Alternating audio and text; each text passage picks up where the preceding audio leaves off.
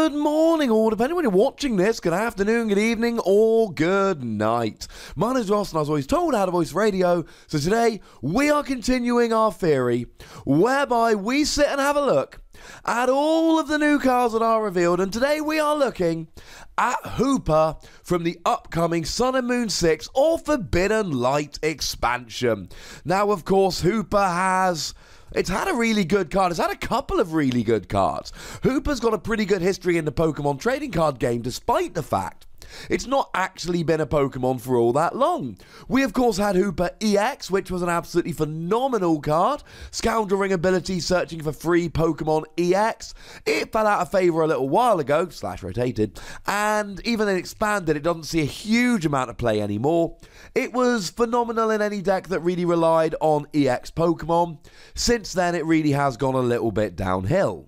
But that's been replaced with the Hoopa from Shining Legends, which has got the fairly redonkulous Scoundrel Guard ability, which prevents all effective attacks, including damage from Pokemon GX and EX. It's been used as a wall, it's been used with a bunch of hammers in a deck to basically stop your opponent being able to do very much. So Hoopa, it's had a bit of a history, even though it's not got much history, if that makes any real sense. Can the new Hoopa stand up? Well, first things first, it is a psychic Pokemon. That's pretty nice because it means you are hitting weakness on Buzzwole. And as we've mentioned in a bunch of videos lately, at the moment we really are in a two Pokemon format. Zoroark, Buzzwole. They are the only really good Pokemon that are around at the moment. Being able to hit against either of them with weakness is really pretty gosh darn good. It's got 80 HP, which to be honest is pretty low. But then again, it is the Hoopa Confined form, not Hoopa Unbound. Hoopa Confined we expect to be a little bit lower, a little bit weaker. Retreat cost of 1 is very nice just because it's very low, and you might notice that both of the attacks here are for a single energy. And weakness to Psychic is not particularly great with stuff like Garbodor and Espeon and all of that running around. The one saving grace here is that an Espeon GX with a single energy will not be able to KO you with Psybeam because that will only do 60, not the 80 they need to KO you. But that really is about as much as we can say. That it's not particularly great because you've got, 80 HP. And I will say before we look at the attacks, look at the artwork. It's Hoopa sitting around eating donuts. I adore the artwork. But it's not about the artwork, ladies and gentlemen. It's about the attacks, translated, as usual, by the lovely Rappelmann TCG, Mr. David Hockman himself.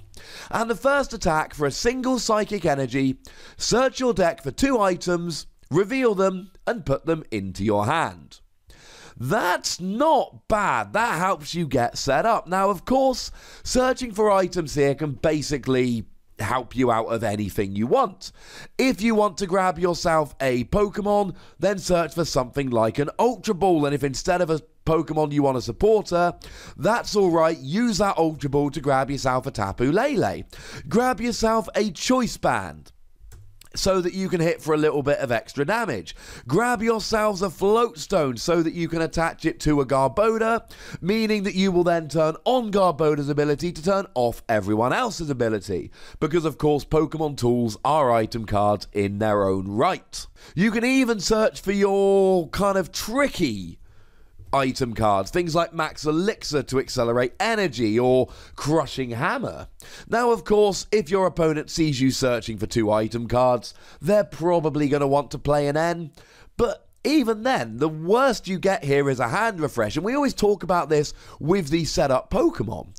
If the worst thing that happens your opponent ends up giving you a new hand of 6 cards, well, I couldn't think of much worse things than that. That's not bad at all, ladies and gentlemen.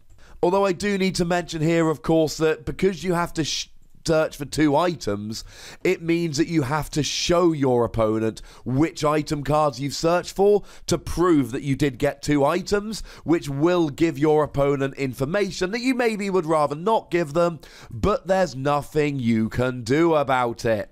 Sorry about that. It's a decent setup attack. But as I've said in a couple of videos, including the Carbink video that I uploaded just earlier today, assuming this video didn't get delayed for the release of some other news, we've got a whole bunch of support Pokemon at the moment. Turn 1 options, so to speak. So we've got things like the go-to example is Alolan Vulpix. 0 energy, search for 2 Pokemon, put them into your hand. But here's the thing. Generally, the Psychic deck at the moment, the one that most people are playing, is Garbodor. It's a Garbodor kind of deck. But they've got really good options. If you go second, for a single energy, there are options in that particular deck. You can attach a Psychic energy to the Energy Evolutions Eevee, which means you can then evolve up straight into Espeon and use Psybeam as a turn 1 attack.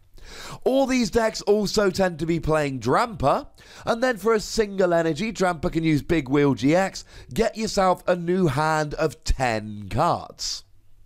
So even in these Psychic decks, and this is for Psychic energy, not for colourless energy, it's not a particularly splashable attack. It's great that you can search for these items. But would you rather use this than an Espeon Psybeam? Would you rather use this than a Big Wheel GX? And I do believe the answer sometimes is yes. But I'm not 100% convinced that the answer is going to be yes often enough to warrant playing this for this attack. So let's go look at the second attack. 1 Psychic Energy, 10 damage, flip a coin. If heads, the defending Pokemon is paralyzed. Now, we've seen a bunch of attacks like this, and on electric Pokemon, lightning Pokemon, they're generally called Nuzzle, and you've got Pachirisu with the ridiculously named Snuggly Generator, and that's all good. So why do we need this attack on a Psychic Pokemon? And the answer is pretty clear. It's actually pretty good against a Buzzwole, because Buzzwole is weak to Psychic. So although this is only 10 damage, you add a Choice Band, you're up to 40 damage. You then imagine you're hitting for weakness, and now you're up to 80 damage. And now all of a sudden, you're hitting 80 damage against a Buzzwole, and you're hitting Paralysis on a coin flip. Now, if this was automatic Paralysis, it would be broken and ruin the game, which is why it has to be on a coin flip, and we've got to mention the Victini from Guardians Rising. Means that if you flip a Tails, you get a chance to flip it again, get yourselves a Heads. It turns out 50% chance of flipping a Heads and getting the Paralysis into a 75% chance of hitting the Heads and getting the Paralysis. And this isn't a game-winning attack. This isn't an attack where you're using it and your opponent's going, no, I lose the game, most of the time. What it is it is an attack to buy time. It is an attack to give you an opportunity to get set up. Back when electric was a thing, we saw this exact attack used on a Tynamo.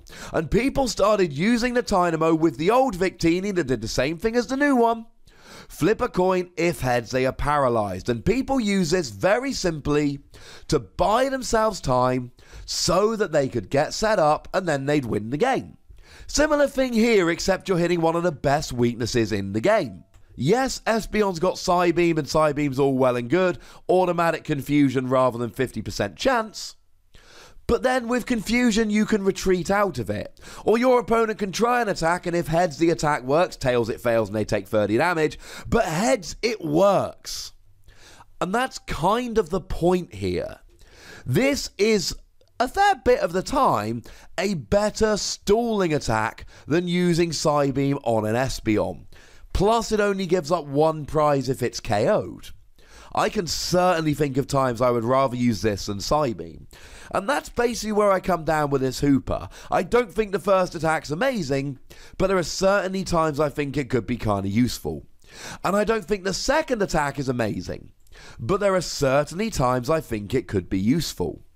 And when you add that all up together, it's a card that maybe, just maybe, people are going to be playing as a one-of in some Psychic decks. It certainly deserves to be kept in mind. I'm giving it between 2 and 3 Wassies, but remember, we don't give half Wassies. That would be barbaric.